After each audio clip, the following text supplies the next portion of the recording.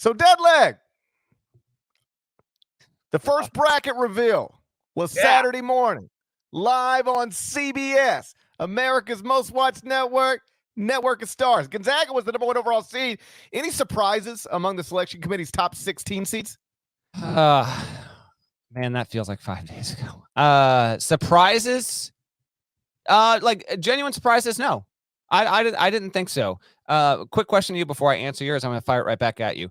I saw that you tweeted out your top 16 matched the committees. I know that's not in order. What was, if you happen to know it, what was the biggest spot discrepancy? It couldn't have been more than one or two, I would think. No, it was actually fairly significant, but it was interesting. Their top 16 is my top 16 as of Saturday morning. Like I tweeted the top 25 and one Saturday morning, like I do every morning, and the first 16 schools were the first 16 schools for them as well. So it's just sort of funny. Every morning I get somebody, most mornings, several somebody telling me I have no idea what I'm doing and I'm an idiot and I'm biased. And turns out like I pretty much got it. And the reason is because I rank teams, and we've talked about this before. There's a million different ways to rank teams. You can put an emphasis on, any number of things, but I try to prioritize body of work. The things matter, injuries, how you've been playing lately, computer numbers, all that stuff. But I try to, especially this deep into the season, prioritize body of work. So every year, the first bracket reveal and my top 25 and one lines up pretty well. And this year it was 16 of 16. But I did have them in slightly different order. And the biggest discrepancy, Baylor. I thought Baylor at 5 is a little high based on the way they had been playing, based on they just lost a key rotation player. I have Baylor as a 3 seed right now, and they had Baylor as the best number 2. Not something I'd scream and fight about. You know how much I love Baylor. But I was surprised that Baylor, the biggest surprise for me was that Baylor was number 5.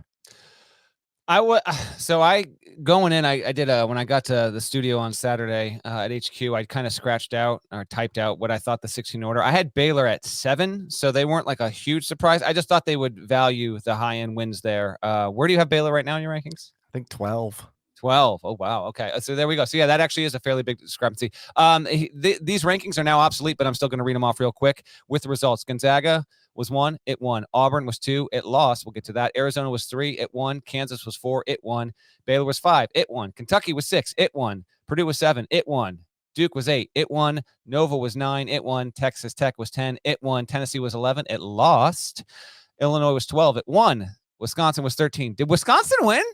UCLA was 14. It won. Providence was 15. Providence won. As all of this is happening, and oh, by the way, with Wisconsin and Michigan, Providence came back from 19 down at Butler to win. It was the largest comeback since Ed Cooley had gotten to Providence. They won again. They did it again, man. It was incredible. I didn't see any of it. Once it was like 2 minutes to go in the game, I was toast. So don't know how it happened. Providence fans, congrats. Your team won, was 15th overall in the seed line, and then Texas was 16. Texas, of course, lost at home to Texas Tech. Overall, fine. Informative, helpful. History shows that literally every year we've done this. 3 of the 4 teams that are on the one line in February are on the one line on Selection Sunday. That would have even also been the case almost certainly in 2020. The 3 of the 4 projected 1 seeds when the tournament got axed were the same 3 from February. And then you'll have like 3 or 4 that might swap out, drop out. So that could be Texas, might not be on the 4 line when we get to Selection Sunday. We'll see what happens with, I don't know. Wisconsin got the win. Maybe not. Maybe actually, I'm looking at this now, Parrish. Like maybe Tennessee. I don't know. Maybe Texas. But I feel like a lot of these teams have done a lot. Now, a lot can still happen. We've got 600 games still to go or whatever overall in men's college basketball before we get to conference tournaments. But I was intrigued by this. So a couple more notes. 1, Auburn going to the Midwest instead of the South. You know why that is? How about this? Chicago by mileage is closer to Auburn's campus than San Antonio, Texas. Kind of surprising, right? I will say that as I was watching the bracket reveal and they said, and in the South region or in Auburn, they pop up Auburn. And then they were like, what was it? Midwest? Midwest. Yeah. Yeah. I was like, why isn't Auburn in the South? And you just told us. There you go. Chicago's technically closer, and so that's why Auburn went to 1 in the Midwest. The most I like the West the most: Gonzaga, Duke, Illinois, Texas. But the East having Kansas, Kentucky, and Villanova all going to Philly. With by the way, Wisconsin, which is like second in quad one wins in the country right now. Pretty good. So that's that was my primary takeaway, first impressions. It was interesting to see this come out, and then Auburn, all of 3.5 hours later, if that, take a loss against Florida when Jabari Smith had 28. Auburn still projects as a 1 seed at this moment. That loss doesn't knock them off the 1 line, but it would right now. I think we can accurately say that it's Gonzaga and then Arizona. And then if you want to debate Auburn or Kansas, you can. I think actually still Auburn would be there. I would have Auburn at 3rd overall and then KU at 4. Yeah, I mentioned how Baylor had been playing, but they obviously got another win on Saturday. But at the time the bracket reveal was happening, Baylor was 3-3 in its past 6 games, with a season-ending injury to a rotation player who played, I believe, around 22 minutes per game. So that's why I do have them lower, and would have had them lower than the selection committee, but whatever. Again, I didn't think there was anything too crazy there.